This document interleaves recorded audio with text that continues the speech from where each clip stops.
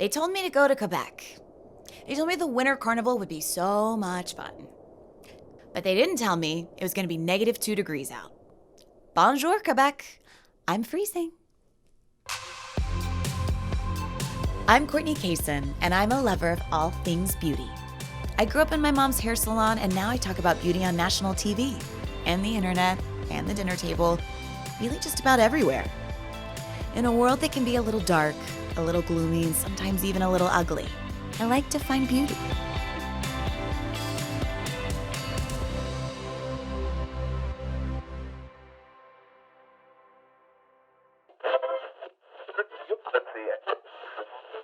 Tomorrow morning will be very cold with winds over 50 kilometers an hour.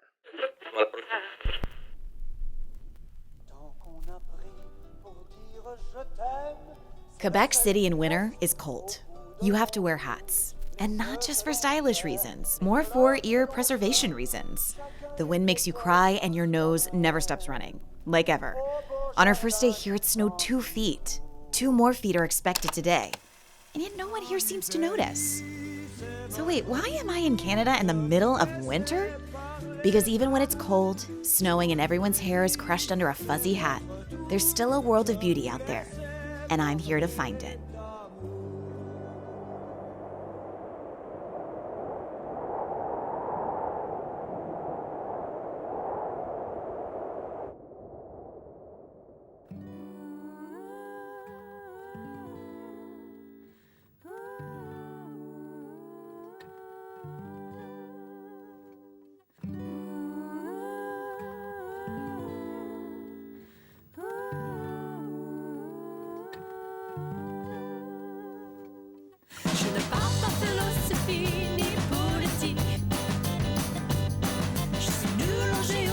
Today I'm visiting my new friend Ari, a vintage enthusiast who's turned her love of fashion into an amazing online boutique called Beau People Vintage.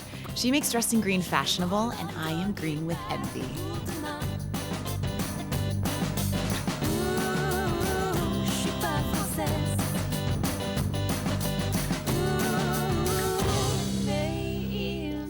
Now, what spoke to you about that piece? This one I don't like that much. For me, since we've been doing this for 10 years now, we kind of know what will work and what won't work. And sometimes we still we blow it. Sometimes it doesn't work at all. But then other times you totally redeem yourself. Exactly. We can do the houndstooth jacket. Yeah, sure. Yeah, that would look good on you, I think. What I like, it's the old labels. Yeah. I think it's very nice. I mean, I love the collar. And that fits very good on you. I feel like I'm gonna solve a murder mystery in this. Do you go on vacation in Canada? Each summer. Will you go shopping for pieces when you're, Yeah, that's the best part. You're vacationing and we have a van, so we road trip. Yeah. And then we just stop and let's go thrifting and that's fun. And then we bring back pieces that are totally new to Quebec, It's funny how it's cyclical. It is, and even the worst styles always come back in style somehow. I hate that. Yeah. You think we've learned from our lesson. Yeah, nope. Oh, I love that jacket. Yeah, it's right here. Yeah. All right, is this too big? It's not bad. Come here. Okay. It looks good. You can pull it off for sure. There's a lot of swagger in this jacket. Uh-huh. And then you can just be like, yeah, and then pose for the camera. See, does someone just, would I be standing at a bar in Quebec, just with, half on the shoulder, half not? You were not standing in a bar with a jacket on. You'd look like a tourist. Ari and I are on our way to grab a little lunch, and of course, we're not gonna let a little blizzard get in the way. I mean, I would, but I'm trying not to look like a tourist. I think being a French community in Canada, we have kind of this aesthetic of, or maybe the nostalgia of French aesthetics. I think that's a bit of an influence. And in Quebec, since it's a outdoors city, there's mountains everywhere around. It's very oriented towards being outdoors. Yeah. People have more of a sporty style than in cities that are super urban. Okay. Yeah, that I think what makes like the personal style of our city. Yeah. Well, with your style, I mean, you are like very classic, but you're also like very eclectic. Yeah. Do you feel, would makeup interrupt that look? Yes, a little bit. And makeup for me, it doesn't feel much natural anyway. So I prefer expressing myself with my clothing than with makeup. I feel like if I put makeup on, then I'd be part of something else than what my style So you wouldn't tells feel about authentic? Me. Yes, exactly. Yeah. Overall, Quebecois are a little bit more on the natural side of makeup. But it's kind of refreshing, though. You It know, is, because like you're probably never late anywhere because you're like, oh, I just need to curl my lashes one more time. Exactly. Yeah. Ari told me that recently someone called her brave for not coloring her hair. That's brave, she responded. Well, how do you feel about aging, like in the world of beauty? Because you've definitely taken this very natural approach, and your skin's incredible, your hair's incredible. So how do you deal with the physical signs of getting older? I really feel younger in my heart than when sometimes I look in the mirror and I'm like, oh, that's right. Like, I remember you're aging, you know? So I think it's just trying to stay natural, and it's just the way it is. And being surrounded with creative people, well, it stimulates you to like find your own voice and do what you love.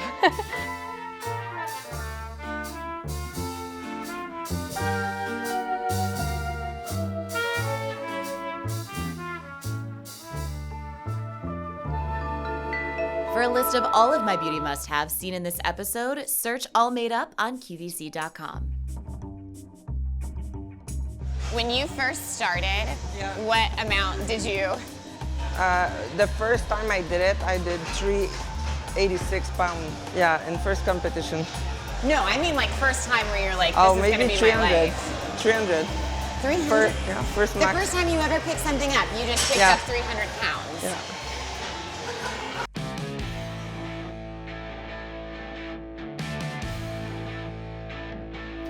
Behind Emily Morin's shy and sweet demeanor, her perfectly manicured hands have grabbed a title most of us could never dream of holding: Canada's second strongest woman.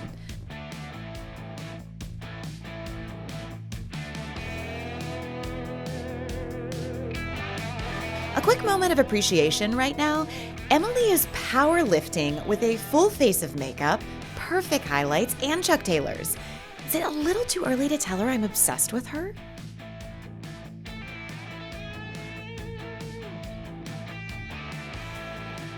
Why did you want to do powerlifting? Because I was bigger than the other girls, and I knew that I can use the fact that I was different to be strong instead of being fit and trying to be someone else than myself. Yeah. And so for this, it's 525 pounds for you? Yeah. Some of the guys are not doing that. Does that make you especially like, yeah, I'm a badass, I'm one of 4 girls and I can lift more weight than you? I really like to outshadow guys when you do something and they're like, oh my God, like I can't do it. Do you ever like just walk by and be like, I do that for lunch? Like that's child's play? I don't do that because it's not like, it's not nice. But I think it in my head. Yeah. Du bleu, du rouge, du jaune, du vert, du blanc, du rose, du noir, du mauve. Emily invited me to hang out at her apartment where she's teamed up with her best friend Mary Lynn to start their own blog called La Fabrique Crépue, an online space dedicated to an all-inclusive beauty and fashion lifestyle.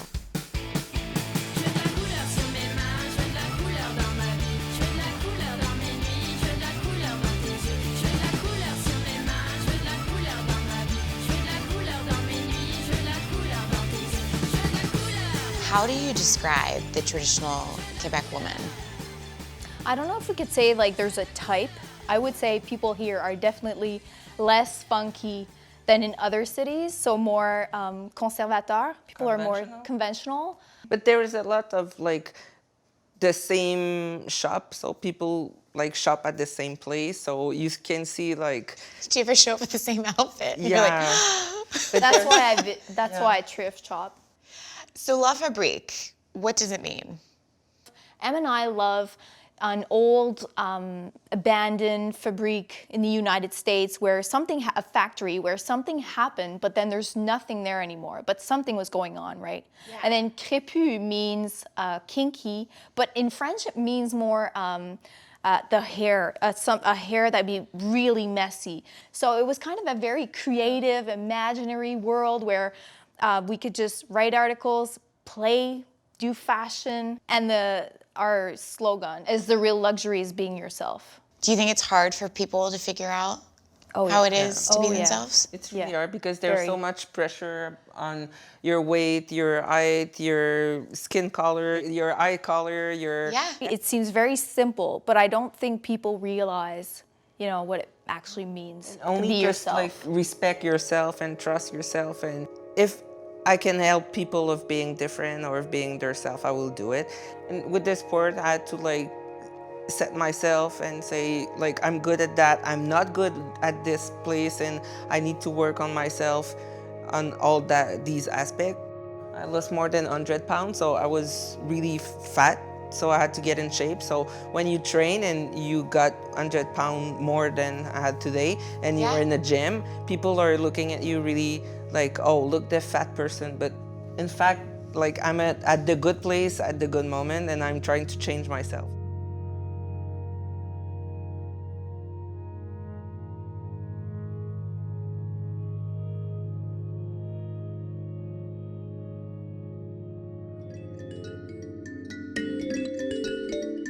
Today I'm meeting Aisha BASTIEN-N'DIAYE, who, based on her Insta feed and everything everyone has told me, is basically the coolest person in Quebec City.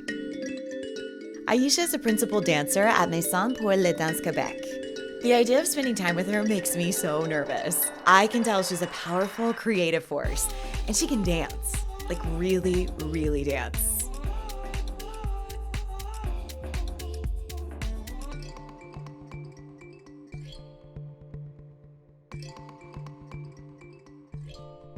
Are those your students? Yes. Okay. Your choreography was sick. Thank you. I'm into it. It's part of me. When you shaved your head, was that so scary? It was, truly, but I had so much hair. It was so complicated in the morning. And my hairdresser, she told me, oh, let's do an undercut. And at the time, Rihanna had the same thing. And I was like, okay, let's try it. Well, how often do you change your hair now? Every 2 months, maybe. Yeah. Yeah. I change the color of it, and sometimes I have extensions, and sometimes I just have my afro. Yeah. But I have a thing for this gray. I really love it too. Do you think it just fits matches every everything, outfit? Yeah. every outfit, and every occasion I just put them up. So easy. How do you figure out how to do your makeup so that it's as expressive as what you're about to physically do? The first thing I need is highlight. Do you like a purple highlight, or do you like a gold? Or Yeah. Okay. Mm-hmm. But I started maybe a year ago to do some dance shows without makeup. And in the beginning, it was really hard. Yeah. But now it's okay. And also, I can touch my face, and this feels good, to be able to And I'd be like, oh no. It was so cute to see your students throw snow at you and wave. I feel like I need to be the teacher I never had. A teacher that you can really speak to. And some teachers just throw some moves, and you have to learn them, and that's it. Yeah. But they don't go into the psychology behind it. And I really try to create a safe place for them, because they are dancing with their body. Mm-hmm. And you can't ignore that your body is changing, and you're not always liking the way you look or the way you feel. So I really try to help them be okay with that. Do you feel like dance has made you into just the most powerful version of yourself? Yes, dance, but also the right people.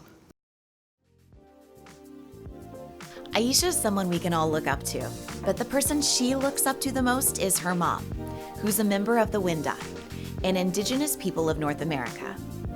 I get a lot of response when I tell people oh, my dad is from Africa and my mom is indigenous and I grew up in Wendake. And yes, sometimes I wish people would just see further than that. Yes, of course there's, how do you say, préjugé. Prejudice? Prejudice about indigenous women. People will say, you look good for a native. Yeah. We heard it. Or, yes, many times. You look many good for a times. black woman too. Or we hear also, in the native woman, it's all or nothing. Tout ou rien, how do you say? Yeah, all or nothing. All or nothing. Either you look very good or you're very ugly. We hear that all the time. People need to put, especially women, they want to put women in boxes. Yeah. Like, oh, that's what you are. Nice. But I'm not offended by it anymore. I really try to be open-minded and just... To educate people. Yeah, that's it. Yes. I would say, though, that lots of Indigenous women find pride and strength in where they come from.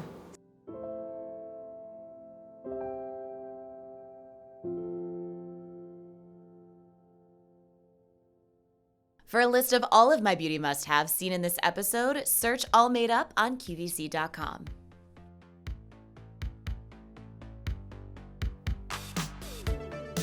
Guys, I finally made it to the Winter Carnival. Sure, the temperature outside is flirting around 5 degrees, but I'm excited. It looks like it's happy hour, everyone is smiling, and the go-to must-have snack is frozen maple syrup served on a popsicle stick. Am I in heaven right now? Amelie is a hair and makeup stylist who's been hanging out with me all week, and now she's my date to Carnival. Joining us is Mitimo, who spends the entire year planning this event. What do you think is the most attractive quality about Quebecois women? They're easygoing, just enjoying life, enjoying doing things. They are not too much princesses. If you look around, a lot of guys in Quebec have beer. I think it's like it's a trend. It's a trend also now, but it's also kind of going back to the lumberjack. Yeah, but lumbersexual was... Lumber have you what? heard about the lumbersexual? I don't even know that name. Have you heard about metrosexual before? Metrosexual is people, guys that shave. Lumbersexual is the guy with a long beard, with a lot of testosterone, but that is going to the barbershop sometimes and taking care of his body. To the lumbersexual. To the lumbersexuals of Quebec. That's really good. Yeah. Just warm them right up. Yeah. How do you keep the cold from wearing on you? No one up here looks harsh. They look unaffected by the cold. Like everybody's got fresh as daisy skin. No, we do. We are affected. We're just prepared for the face. You change your foundation for something more moisturizing. I feel like the number one struggle I've had is not having my nose be red. Like through all this. You kind of give up on that. Yeah, I think I'm gonna have to. I think it's gonna be like a feature. Part of your charm for the day. I just saw a woman with red lipstick and I was like, oh, there you are. Everything else is covered, so we accessorize with what we can. But I can tell you, even though everybody's like all bundled up, there's coquetry and like the hat fits with the boots or something. My outerwear has never been more coordinated. See? But I feel here like women will be very light in terms of makeup, foundation. They will make like one statement with a big lipstick or just their lashes. It seems like they pick one thing. Yeah, exactly. How many times throughout the year do you fall from snow and ice? Just like... Not so much.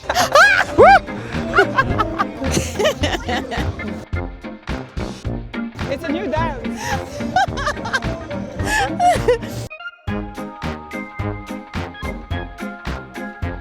You can go.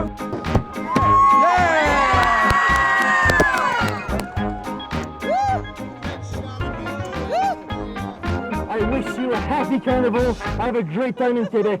Au revoir tout le monde. Joyeux carnaval. Bye. To survive Quebec, you have to put on layers. You have to cover up and protect yourself. Whatever it takes to keep the outside from getting in. But once you head inside, everything's different. Ari said if I left my coat on when I entered a bar or restaurant, everyone here would know I was a tourist. That's because once inside from the cold, people here don't hide behind external layers. They embrace the things that make themselves unique. They share that uniqueness with others, whether in person or on social media. The people I met here are building a community of acceptance.